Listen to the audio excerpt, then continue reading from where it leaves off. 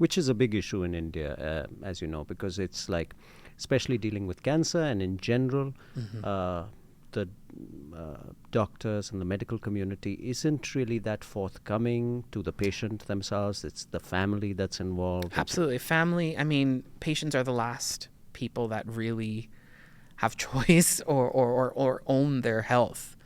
We'll listen to parents, siblings, kids, uncles, aunts, gurujis, Googleji, everyone else but ourselves. And, it's a very challenging thing because for me, medical privacy has been an important issue from the get-go.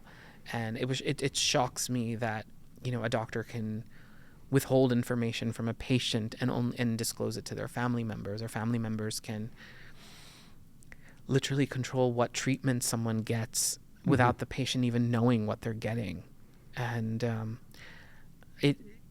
I'm so unequivocally against anyone having the power to decide or to hold hostage knowledge about something. And I'll give you just one example. I went to this family, a very, very well-off family in Gurgaon, or Gurugram now. And their father was clearly on his path to closing his eyes. And it was his time to take medication. And the daughter-in-law said, "It's time to take your medicine." He said, "No." Then the son said, "You have to take your medicine." He said, "No." Then they basically went ahead and forced him to have the medicine. And he already was bedridden. He already was not having full meals. He already was on his way down. I said, this is a man who was patriarch to a family, probably worked his butt off till he got sick, handled everything for his home, was part of every decision from morning to night about his own life. Now he's incapacitated, can't move, is having to use a bag to even urinate. And we're now taking away the last freedom that he had to say yes or no and to take his medication. I said, why can't you just phrase it in a way? All right, Baba, it's time to take medication. Should I give it to you now or in 5 minutes? Give him a choice. Sure. Make him feel like he actually can contribute still to his life instead of you making all the decisions for him.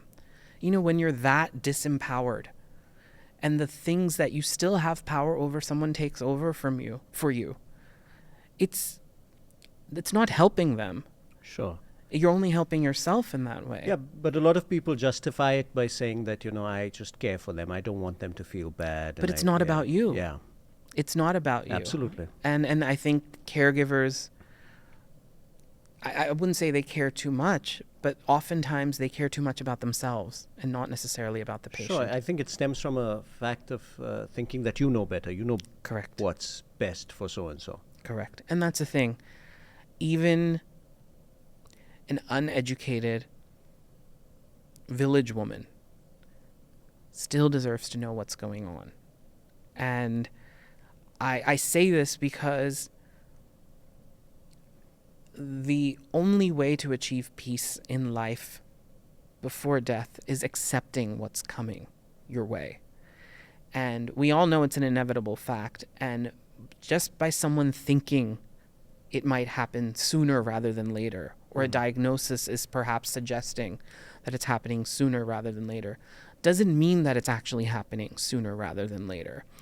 And for people not to be able to have that closure, for patients to not have that ability to at least have their mind be given the freedom and the permission to think the things that they want to think, do the things that they want to do, it's cruelty, frankly, because you don't own their life. It's their life that's coming to an end. Hopefully not, but if it is, it's still their right to think about that.